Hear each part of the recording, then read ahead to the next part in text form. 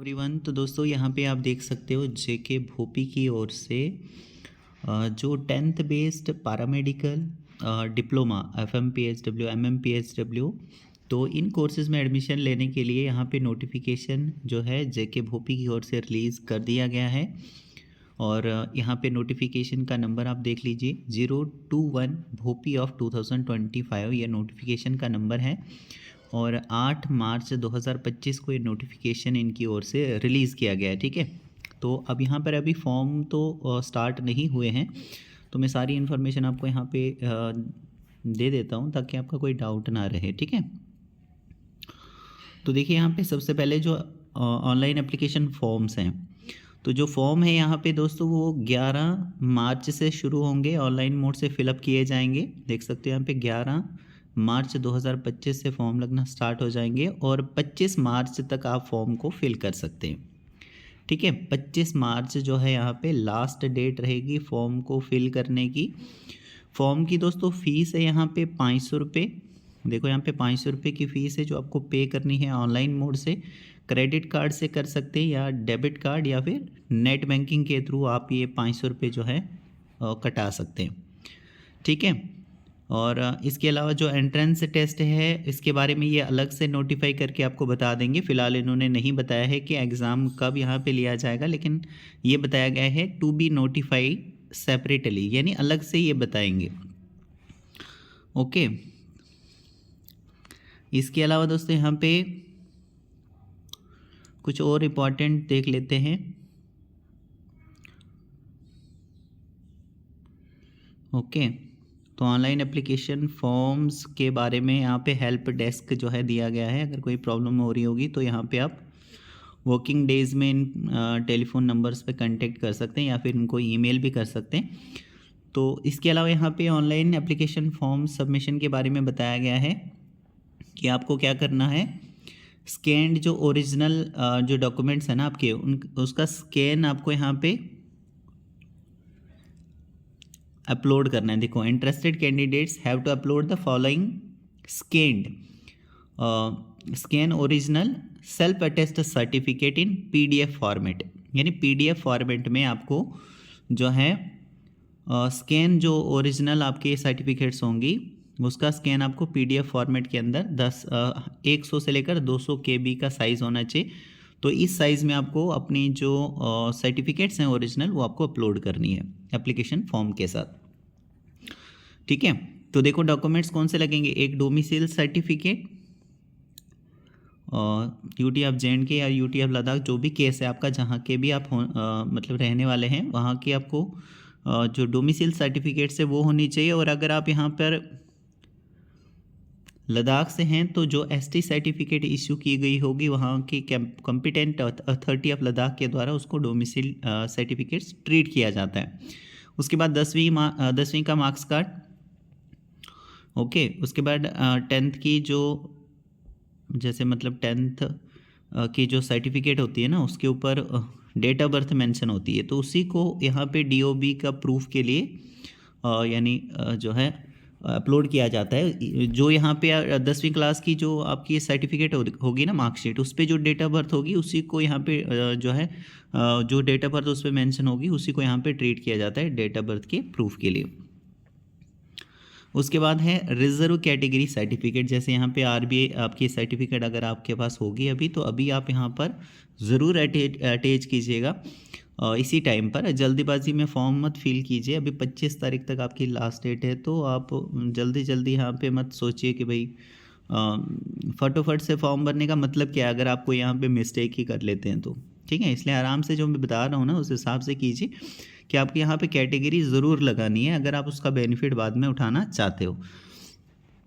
Any other documents as requested, तो इसके अलावा कोई और डॉक्यूमेंट जो रिक्वेस्ट की हुई होगी वो आपको अपलोड करनी है। तो यही कुछ डॉक्यूमेंट्स हैं जो आपको अपलोड करें। एक 10वीं का मार्क्स कार्ड, डोमिसाइल सर्टिफिकेट और कैटेगरी सर्टिफिकेट, ये तीनों आपके पास होने चाहिए।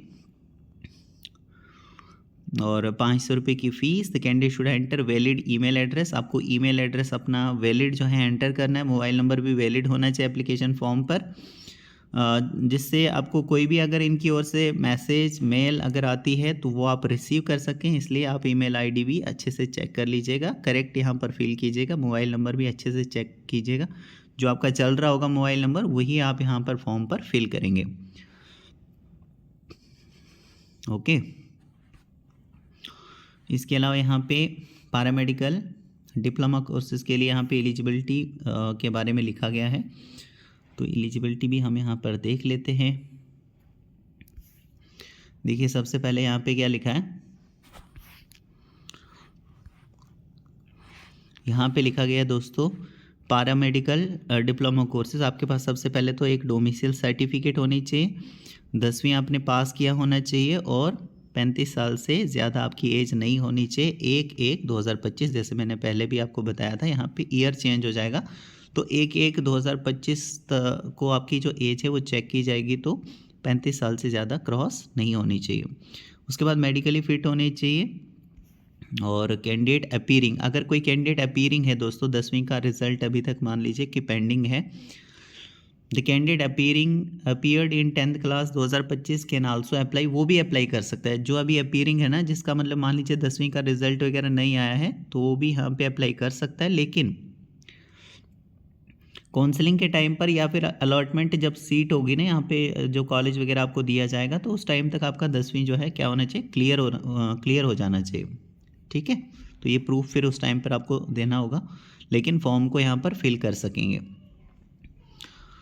Okay, the syllabus, tentative number of seats, reservation policy for the examination are given in e information brochure. तो हम देखेंगे यहाँ पे 2 घंटे की आपको टाइमिंग होती है, जैसे मैं बताते आया हूँ 2 घंटे की आपको टाइमिंग होती है। पेपर में 120 क्वेश्चन यहाँ पर जो है आपको दिए जाते हैं। 120 क्वेश्चन होते हैं, 120 नंबर के 120 नंबर का, यानी एक क्वेश्चन 1 नंबर का आपका एग्ज़ाम में होता है।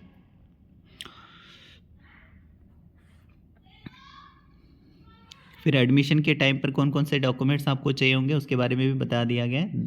एक तो मार्क्स कार्ड होना चाहिए, और 10वीं क्लास का जो आपकी सर्टिफिकेट होती है 10वीं क्लास की, डिप्लोमा सर्टिफिकेट, ये आपके पास डॉक्यूमेंट्स होने चाहिए, डोमिसाइल होनी चाहिए, कैटेगरी अगर आपके पास है, और जो भी यहाँ पे रिक्वायर्ड डॉक्यूमेंट जैसे एफिडेविट वगैरह रिक्वायर्ड रहता है इंस्टीट्यूट को, तो वो भी आपको यहाँ पे जमा कराना होता है।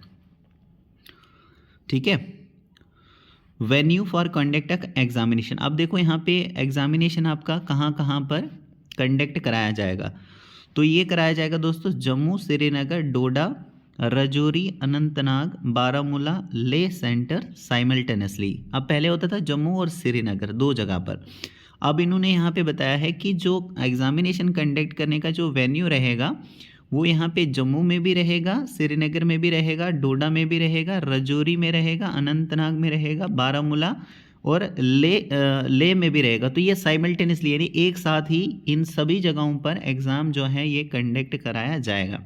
तो जब आप फॉर्म फिल करोगे ना, उस टाइम पर आपको ये प्रेफरेंस देना होगा कहाँ पर आप एग्ज़ाम देने जाओगे, यहाँ यानी कहाँ पर आपको नियरेस्ट पड़ता है, कहाँ पर आपको पास पड़ता है, वो आप वहाँ पर फिल कीजिएगा फॉर्म पे। फिर जब आपके एडमिट कार्ड आएंगे उस पर जो भी सेंटर आपने चूज़ किया होगा फॉर्म पर, तो वो फिर उस टाइम पर चेंज नहीं होगा, वहाँ पर आपको एग्ज़ाम देने के लिए जाना ही जाना पड़ेगा। If need arises or as may be decided by the board in the matter, in case of poor response or due to any other reason, the board can cancel the venue of। तो यहाँ पर ये बताया गया है कि अगर board को ऐसा लगता है कि भाई इन जगहों पर बाद में, मतलब आपने यहाँ पर फॉर्म पे फिल भी कर दिया, लेकिन बाद में अगर बोर्ड को लगता है कि भाई इन जगहों पर एग्ज़ाम नहीं जो है यहाँ पे लेना चाहिए, तो फिर जिन जगहों पर ये एग्ज़ाम लेंगे, जैसे जम्मू और श्रीनगर 2 जगह पर एग्ज़ाम होता है, तो फिर वो आपके एडमिट कार्ड पर उस हिसाब से मतलब आ जाएंगे, सेंटर जो है आ जाएगा। तो फिलहाल ये इन्होंने चेंज किया हुआ है यहाँ पे, तो इसको आप देख लीजिएगा, केयरफुली देख लीजिएगा। उसके बाद एडमिट कार्ड जब आपके आएंगे तो उस पर सारी चीज़ें दी होगी, कहाँ पर आपको एग्ज़ाम देने जाना है, टाइमिंग क्या है, ये सारी चीज़ें होंगी, उसको आपको प्रिंट आउट करके वो आपको साथ में रखना पड़ता है। ठीक है, तो बाकी जो सिलेबस वगैरह वो अलग से मैं बता दूंगा फिर से, तो उसकी आप चिंता मत कीजिएगा। तो होप करता हूँ ये सारी चीज़ें ही आपको क्लियर हो चुकी होंगी। So thank you very much.